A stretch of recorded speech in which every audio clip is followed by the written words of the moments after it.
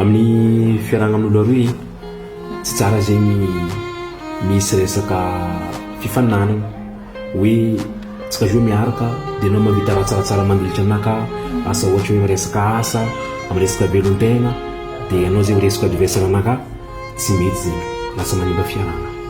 Amin'ny fiaragnan'olo aroy koa tsy tsara hoe misy vie privé ohatra zegny anao misy secretnao za misy secret nakaty lasa tsy mampandroso fiaragnantsika zegny.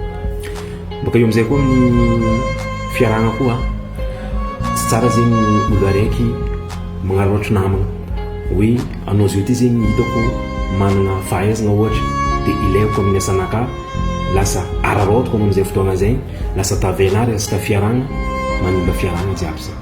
Amin'ny fiaragnan'olo aroy koa zegny tsy tsara sena domination ohatra zay anao lehilahy hoe mila anao fo midomine za lasa misentira prisonnière be za hoe tsy afaka magnara tiako atao tsy afaka mametra raha tiako atao lasa misy problème amin'ny fiaragnantsika koa zegny. Fa baka eo koa agnatin'ny fiaragna zegny tsy tsara zegny misy raha atao hoe voalohany important mandilitra fiaragna na olo iaran-tegna ohatra amin'izegny telefôny namagna fianakaviagna lasa manimba fiaragna zegny. Donc atsika na raiky anao samy tompona ndraiky fiaragnantsika tsika roy miaraka tsika roy mpifankatia.